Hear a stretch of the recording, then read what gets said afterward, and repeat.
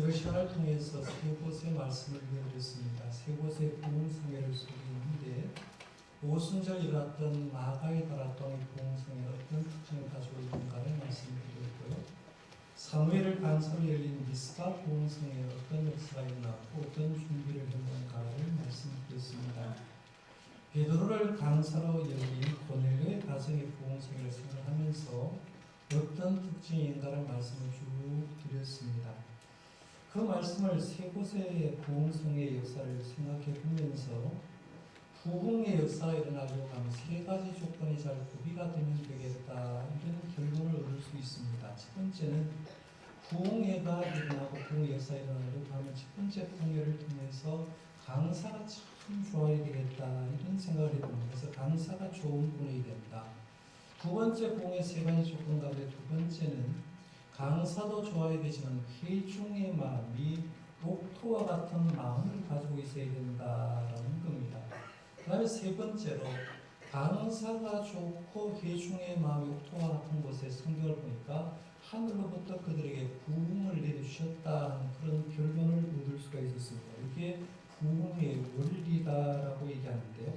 오늘 하나 더 부흥에 대해서 좀 생각해 보려고 하는데, 이스라엘을 강사로 모시고 열린 수문학 광장의 부흥성회를 생각해 보면서 우리의 부족한 부분을 다시 한번 점검해 보려고 합니다. 그래서 이제 부흥성회가 하루 앞두고 있는데 어떤 준비를 더 해야 되는가를 한번 점검해 보려고 하는데요.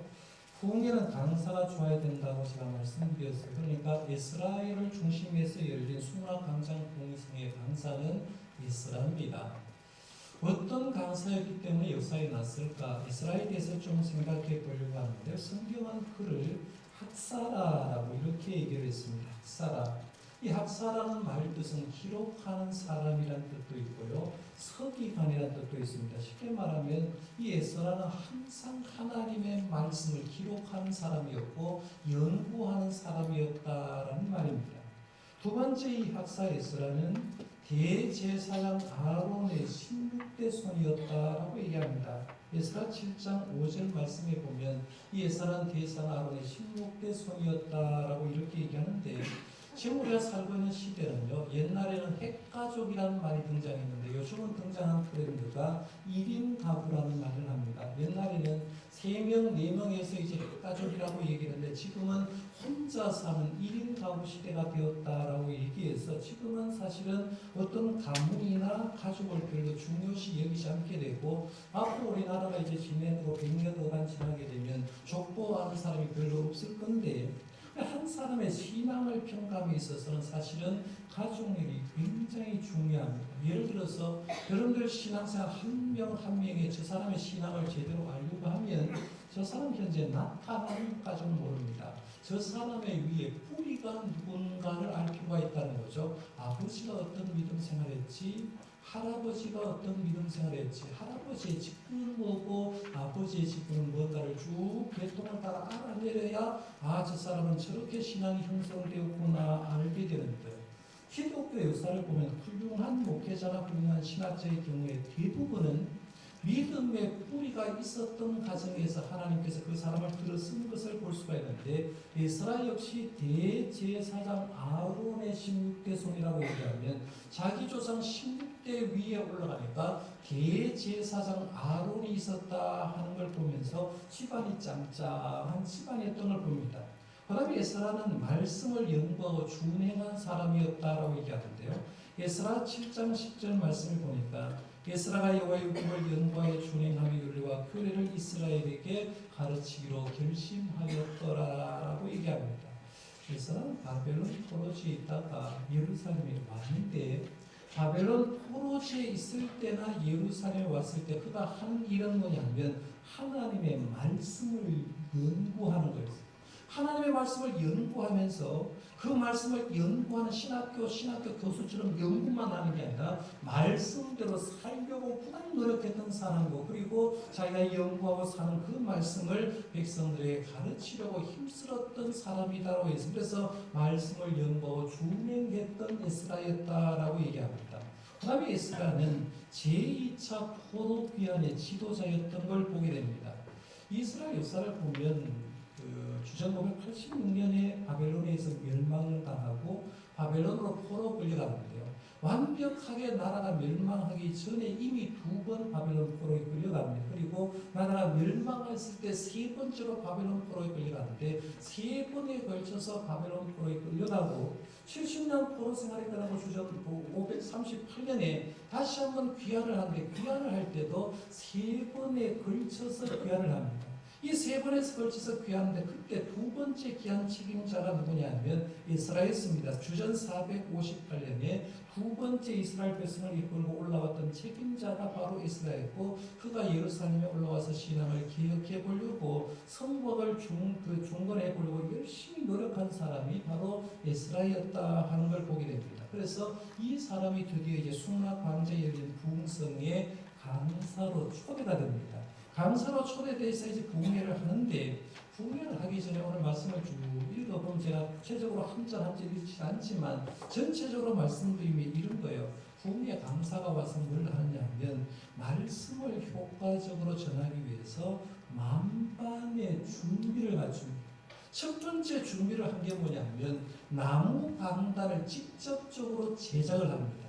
근데 지금마다 교회마다 들어가면 전부 다 강대상이 있지 않습니까? 말씀을 선포하려고 강대상이 높습니다. 왜 강대상이 높냐? 칼빈이 있는 그 칼빈이 설교했던 가 보면요. 강대상이 쭉 벽에 쭉 위에 있습니다. 그래서 하늘에서 말씀이 선포된다고 높은 자리에 있는데 지금 에스라는 나무 강단을 만든 이유가 뭐냐면 그때 당시에 모인 군중을 약 3만에서 5만 명 정도로 봅니다.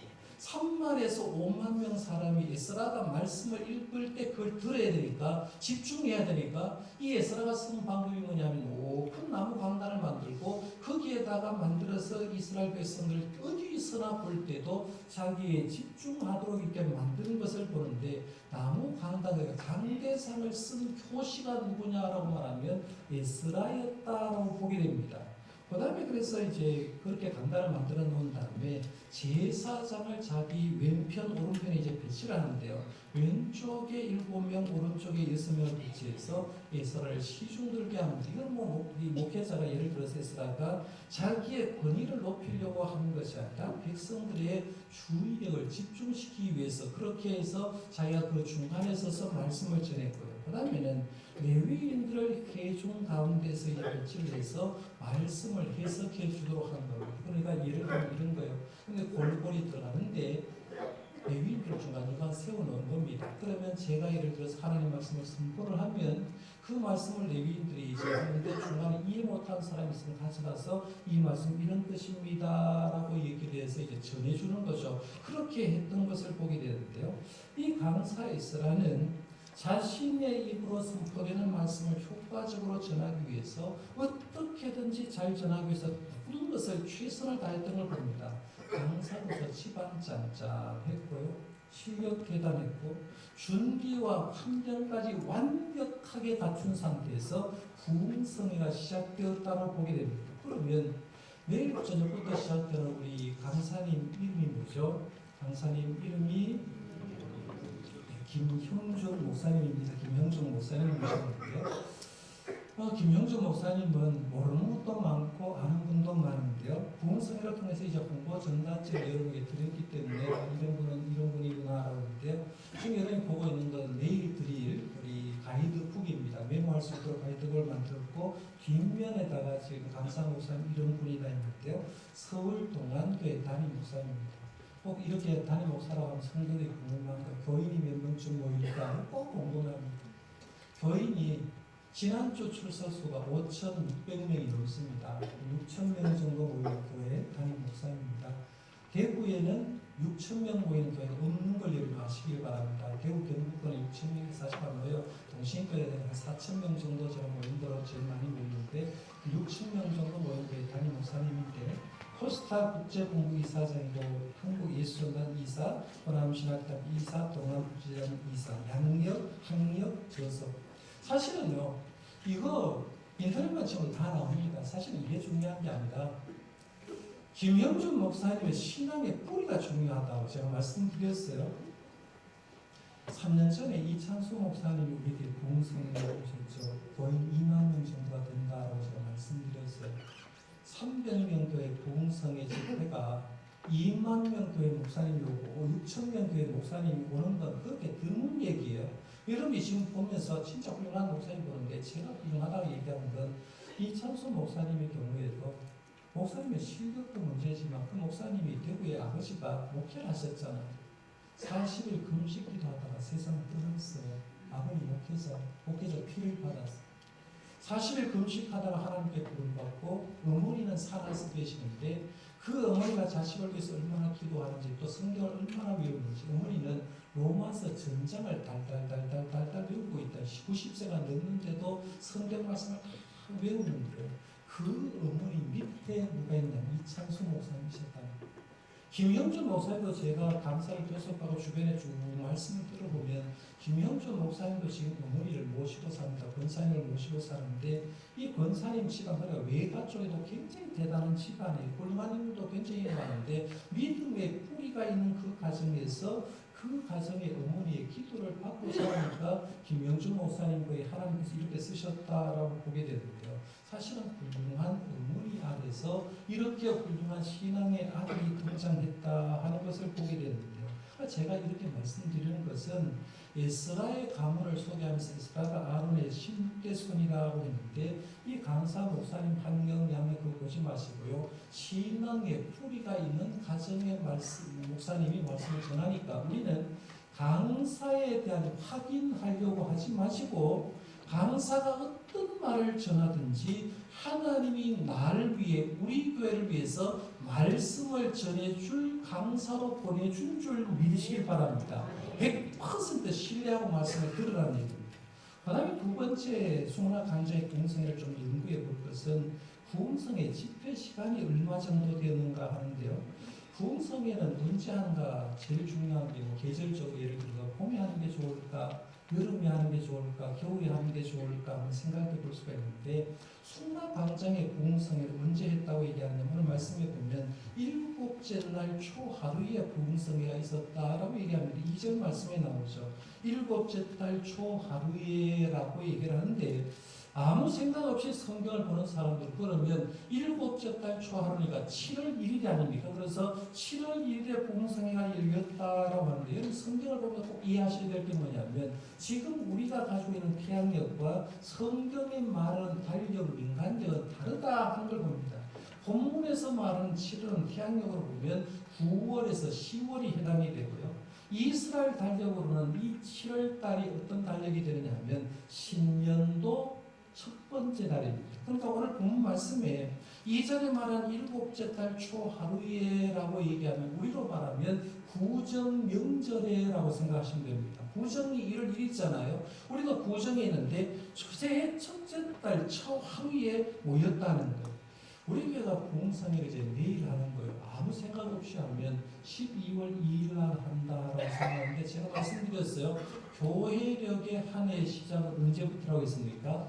오늘부터라고 했어요. 대림절 첫 번째 주일부터. 그러니까 오늘이 교회력으로 얘기하면 1월 1일이 되는 거예요. 그러니까 대림절 첫 번째부터 교회력이 시작되는데 시작되고 나서 그 다음 날부터 시작해서 2박 3일 동안 부흥성회가 열린다는 것은 한 해를 시작하면서 교회력으로 말씀 잔치를 벌이고 말씀의 은혜를 받고 한 해를 시작하겠다는 그런 의미로서 부흥회가 열리니까 굉장히 귀한 부흥성회가 되고요. 그 다음에 수문학 강좌의 구흥성회는 말씀 선포 시간이 몇 시간 했느냐 하면 새벽부터 정오까지 말씀을 선포했다라고 얘기합니다. 3절 말씀의 중요 부분을 읽어보면 이렇게 말합니다. 수문학 강장에서 새벽부터 정오까지 그 다음 중요한 말 읽음에 라는 말 중요하고요. 그 다음에 뒤에서 귀를 기울였는데 라고 얘기합니다. 수문학 강좌에서 새벽부터라고 했는데 이 새벽부터의 원어적인 뜻은 뭐냐면 빛에서부터입니다. 요즘이야 여러분 밤에도 공부하려고 하면 형광등만 켜고 나와요. 그런데 옛날에는 밤이 어두웠지 않습니까? 그런 글을 읽으려고 하면 사람이 모이려고 하면 아침에 동네에 해가 떠올라야 되는데 해가 떠오르기 전에 벌써 아침 6시쯤 되면 온 세상에 환하게 빛이 비치지 않습니까? 그걸 얘기하는 거예요. 수문학 강좌에서 새벽부터 빛이 비칠 때부터 정오까지라고 얘기하니까 약 6시간 정도가 되는 거죠. 오전 6시부터 12시까지 말씀을 전파가 되는데 말씀이 선포되고 말씀을 읽었더니만 대중은 귀를 기울였다라고 얘기를 합니다. 6시간 동안 설교를 했다. 지금이 11시니까요. 오후 5시까지 제가 설교를 하면 여러분 여기 앉아 있겠습니까? 6시간을 한다고 합니다. 30분 요즘 설교를 합니다. 제가 많이 해봐야 30분에서 35분 상당 이렇게 설교하는데요. 30분 설교해도요. 성도들 가운데 잘 듣는 사람도 있지만 집에서 이렇게 트는 사람이 있어요. 이유가 간단해요. 작년에 집중력이 학문적으로 얘기할 때 20분에서 22분 정도라고 얘기합니다. 어른들도요. 한 강좌를 들을 때 집중할 수 있는 시간이 20분에서 22분밖에 안 되기 때문에 22분을 넘어서면 강연이 그때부터 좀 지루하게 느껴진다는 얘기입니다. 정상적이라는 얘기입니다. 요즘은 드라마 봐도요. 주말 드라마 옛날에는 1시간짜리 그대로 했잖아요. 그렇죠? 1시간 했습니다. 8시부터 9시까지 했는데 요즘 주말 드라마 보면 8시부터 하는데 중간에 30분 딱 하고 1분 쉽니다. 광고 또 하고 또 합니다. 그걸 뭘 보여주느냐 하면 현대 사람이 지긋하지 못하다는 걸 보입니다. 현대 사람이 얼마나 급하냐 하는 것을 보여주는데요. 저는 군대 생활하면서 군종병으로 이제 사역을 했는데 제가 군수사령부에서 이제 하면서 울산에서 근무하다가 군종병에서 부산에 있는 군수사령부 본대에 가지고 군종병 교육을 받았는데요. 설교를 저는 제일 많이 들은 게 언제냐 하면 군종병 교육 갔을 때 저녁 7시 집회부터 시작해서 그 다음날 5시 새벽기도 갈 때까지 새벽기도까지 이어지는 설교를 들어봤어요. 계산을 해보면 10시간이 넘었어요. 10시간 넘게 새벽 기도를 하면서 말씀을 전했고 설교 듣다가 화장실 갔다 와 또 말씀을 들었어요. 그래서 제가 지금도 생각해 보면 10시간 설교한 목사님도 대단하고 10시간 동안 꼼짝없이 해서 설교를 들었는 군종병들도 대단하다고 생각하는데요. 하여간 예서는 6시간 말씀을 선포했고 6시간 동안을 말씀을 보면 성도들은 귀를 기울여 들었다. 귀를 기울여 들었다. 근데 우리 교회 부흥성회는 총 합해서 몇 시간입니까? 5시간입니다. 그렇죠? 1시간에 얼마 설교할지 모릅니다. 새벽에는 뭐 짧게 설교할 거고요. 저녁에도 뭐 많이 해봐야 2시간밖에 안 할 겁니다. 그런데 여기 주어지는 이 5시간의 주제의 말씀이 연결되니까요. 5시간의 말씀을 놓치지 말고 귀를 기울여 들으시길 바랍니다. 그러면 여러분의 인생이 새롭게 쓰신다는 거예요. 그 다음에 세 번째 우리가 생각할 것은 회중의 말씀 듣는 자세를 한번 잘 보십시오. 먼저 우리 회중 분포를 조금 볼 필요가 있는데요. 거기는 소문학 광장에는 어떤 사람이 모였느냐 하면 모든 사람이 모였다고 했어요. 2절 말씀을 같이 한번 읽을까요? 2절 시작. 7째 달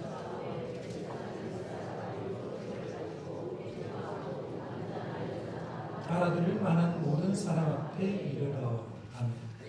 7째 달 초합의 제상 이스라엘 일꾼을 가지고 회중 앞 곧 남자나 여자 성별 구별 없다고 했어요. 그 다음에 알아들을 만한 모든 사람 앞에 말귀를 몇 살 되면 알아들을까요?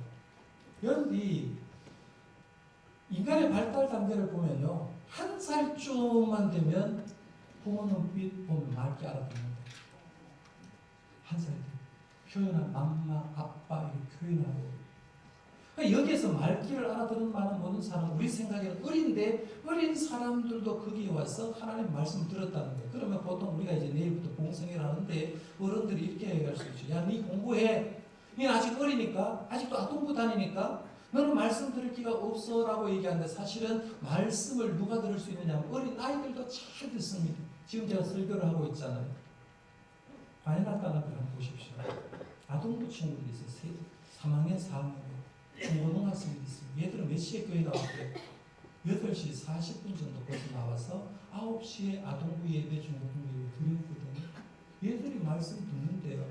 여러분 지금 그냥 듣고 있을지 모르지만 관여했다는 애들은 설교 메모하는 친구들이 굉장히 많습니다. 집중해서 말씀을 듣는데 결국은 얘들이 말씀을 들으면 이 말씀이 어디 가느냐 하면 자기 심령밭에 들어가고 일평생 하나님의 말씀이 이 학생들, 관여학단 학생들을 움직이는 줄 믿으시길 바랍니다. 말씀은 들을 기가 있으면 다 듣는다는 거예요. 그러니까 우리가 집회에 누가 참석하지라고 했을 때 가끔씩 보면 부부 간사가 와가지고 어린아이들 빽 소리 지르면 소리 지르는데 절대로 그렇지 않아요. 하나님의 말씀은 들을 귀 있는 사람은 들으라고 얘기했거든요. 그러니까 어린아이를 포함해서 모든 모든 사람들이 은혜 받는 부흥성회가 되시기를 바랍니다.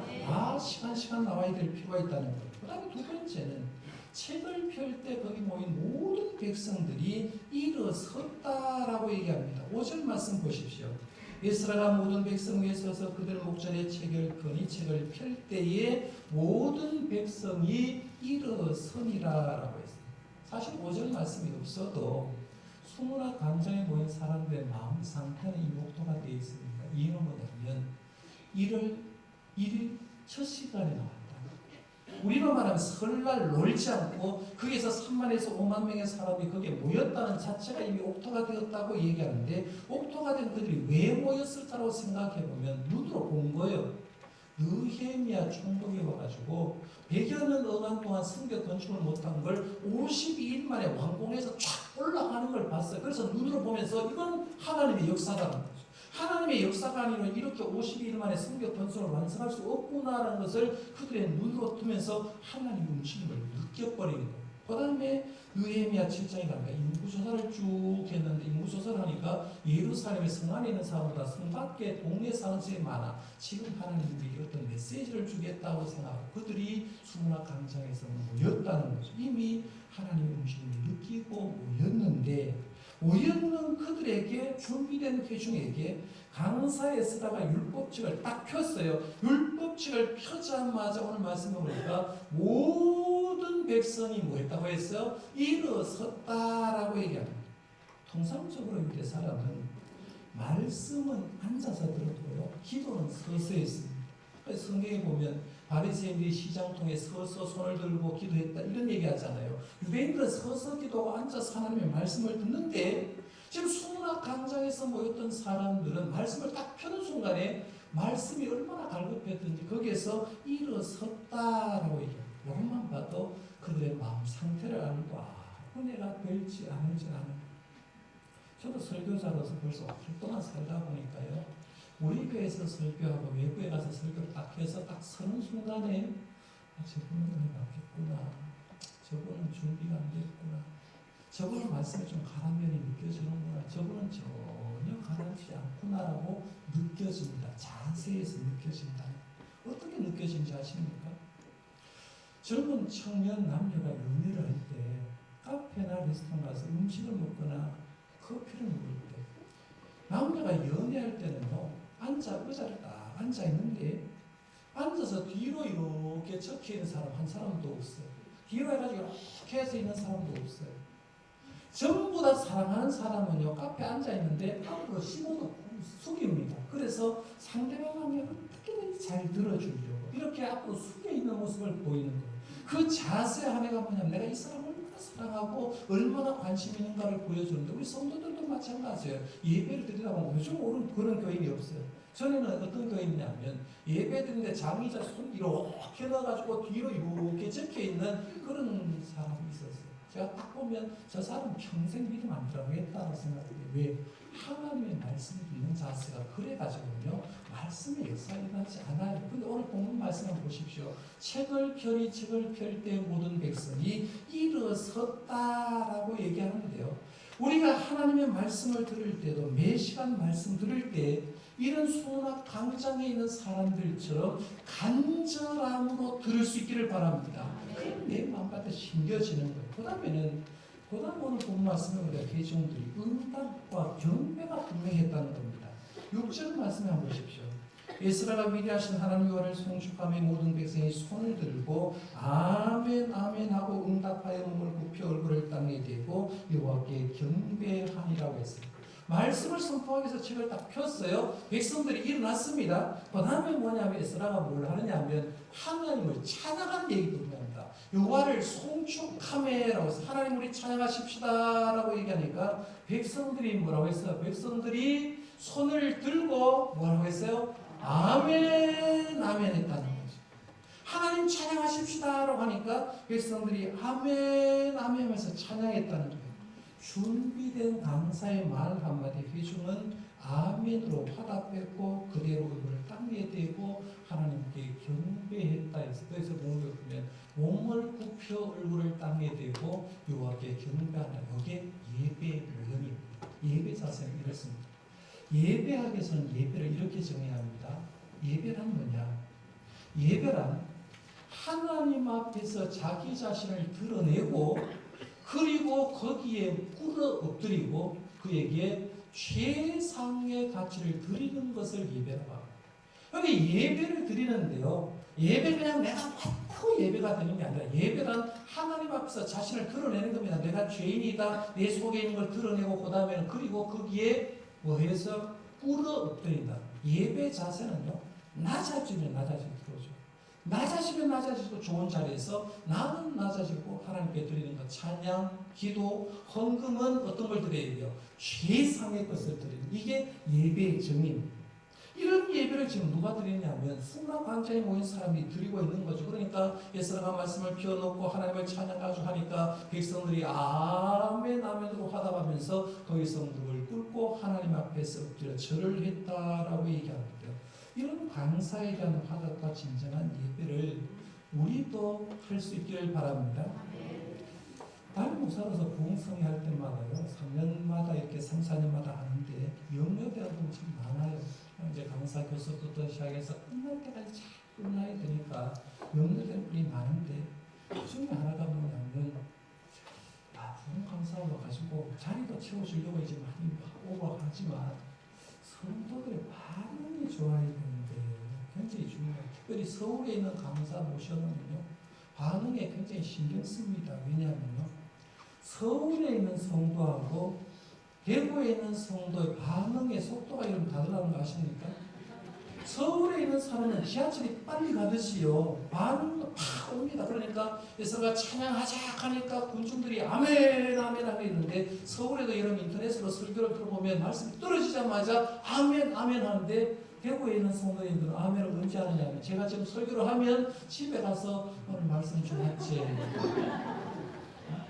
그 말이 왜 이러는 거지? 그건 문제가 뭔가 있어요. 강의하는 사람하고요 설교하는 사람은 반응에 따라서 더 주고 싶고 덜 주고 싶다. 입을 열고 넙죽넙죽 받아들이면 강사가 가지고 있는 거 모든 걸 주고 싶어 한다는 거예요. 그러니까 우리가 오늘 본문 말씀에 있는 것처럼 이렇게 호응하고 화답하고 반응하는 걸 제대로만 하면 이번 성회에 더 놀라운 은혜가 될 줄 믿습니다. 그래서 여러분 아멘으로 하셔야 된다는 거예요. 그래서 힘들어도 그런 게 필요하고 자, 그러면 이렇게 이제 부흥회를 잘 했습니다. 부흥회는 준비도 중요하고 부흥회하는 것도 중요한데 결과가 더 중요합니다. 왜 부흥회합니까? 라고 하면 행사로 하는 건 절대로 없어요. 이 부흥회가 끝나고 교회가 이렇게 변할 것을 기대하고 하는데 수문학 간장의 부흥회도 이런 결과가 일어났습니다. 어떤 결과가 있나 하면 한번 보십시오. 말씀을 듣고 회중이 다 울었습니다. 9절 말씀 한번 보십시오. 백성이 율법의 말씀을 듣고 다 거기는 맑게 알아듣는 모든 사람이 있다고 했어요. 다 우는 자. 왜 회중이 에스라가 선포되는 말씀 그대로 읽었는데 말씀 그대로 6시간 동안 들었는데 왜 율법의 말씀을 듣고 다 울었을까라고 생각해 보면 세 가지 눈물의 의미를 생각해 볼 수 있어요. 하나는 회개의 눈물을 흘렸을 거예요. 율법의 말씀 모세오경을 쭉 가는데 우리가 바벨론 포로 70년 생활한 이유도 포로의 기한을 이르기 힘들게 사는 이유도 말씀대로 살았으면 이런 고생 안 할 건데 왜 말씀대로 살지 못했을까 생각하면서 회개하는 눈물이 들어갔을 거예요. 두 번째는 그래도 하나님 우리를 사랑해 줬잖아요. 스룹바벨을 보내줘서 제2의 성전 건축하고 느헤미야를 통해서 불가능했던 성벽을 52일 만에 건축하고 그래도 하나님의 나라의 역사를 새롭게 시작할 수 있게 해주는 것 생각하면서 감사의 눈물도 들어갔을 거예요. 그래서 눈물에는 회개의 눈물의 의미도 있고 감사의 눈물이 있어요. 또 하나는 결심의 눈물의 의미도 있을 겁니다. 이제는 옛날처럼 안 살아야겠다. 이제는 직접 말씀대로 살아서 축복된 삶을 살아야겠다 생각하면서 결심의 눈물을 흘렸을 겁니다. 그러니까 회개의 눈물, 감사의 눈물, 결심의 눈물을 합치면 한마디로 말하면 부흥으로 인해서 이어지는 눈물을 흘렸다고 보게 되는 거죠. 눈물을 얼마나 흘렸으면 오늘 말씀해 보면 뭐라고 얘기했어요? 느헤미야와 거기에 있는 지도자들이 이렇게 합니다. 오늘은 성일이니까 울지 말라고. 오늘은 성일이니까 하나님 역사를 보면서 기뻐해라고 얘기했어요. 그래서 오늘 말씀 10절 말씀 끝에 보면 이래 했어요. 이날은 주의 성일이니 근심하지 말라. 여호와를 인하여 기뻐하는 것이 너희의 힘이니라 하고 부흥성회를 5시간 했는데 성도들이 마지막 결단 기도하는데 막 울기 시작했어요. 우리 교회도 제가 정리하면서 울지 마세요. 오늘 좋은 날 아니에요. 이렇게 했다는 거예요. 이런 역사가 일어난 거죠. 진정으로 회개하고 감사하고 결단하는 거예요. 그래서 이때 지도자도 오히려 기뻐하십시다라고 얘기합니다. 그 다음에 부흥의 결과물을 좀 생각해 보면 신앙으로 이제 돌아오기 시작합니다. 여러 가지가 있어요. 그래서 이 8장 말씀 뒷부분부터 시작해서 마지막 10장 말씀까지 쭉 읽어보면 정리를 간단하게 하면요. 초막절을 지켜야 됩니다. 여호수아부터 시작해서 지금 이 에스라 선지자가 에스라 사역할 때까지 3년 정도가 되는데요.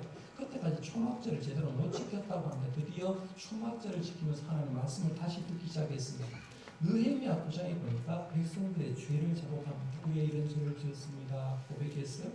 느헤미야 10장 30절에 보니까 이제는 이방인과 결혼하지 않기로 결심을 합니다. 그동안에는 혼합 결혼했는데 내가 하나님을 부르는 사람 이방인과 결혼하지 않기로 결단하고 그 다음에는 느헤미야 10장 31절에 보니까 그동안 안식일과 안식년을 제대로 안 지켰는데 이제는 안식일과 안식년을 제대로 지키겠습니다라고 결단을 합니다. 그 다음에는 느헤미야 10장 31절에 보면 가난한 자를 위해서 빚을 탕감을 해줍니다. 그러니까 안식년에 행했던 것들, 희년에 행했던 일들 가난한 자를 위해서 빚을 탕감해주고 마지막으로 보면 성물과 11조를 그동안 잘 하지 않았는데 성물과 11조를 철저히 이행해서 성전을 바로 섬겼다라고 합니다. 한마디로 말하면 이걸 조합해서 얘기하면 신앙으로 하나님의 사람의 본정으로 돌아오는 부흥성회였다라고 얘기합니다. 저는 바라기는요. 이번 부흥성회가 말 그대로 다시 쓰는 인생 행전 아닙니까? 다시 우리의 인생이 어떠해야 되는지 말씀으로 회복되는 신앙생활을 할 수 있는 그런 부흥성회가 되기를 원합니다. 준비는 지금부터 하시는 거예요. 그래서 우리는 이제 에스라엘 강사를 오신 그 수문학 강좌의 부흥성회를 생각했는데 좀 부럽죠? 부럽다고 생각 안 합니까? 아이들 말이 이런 말이 있어요.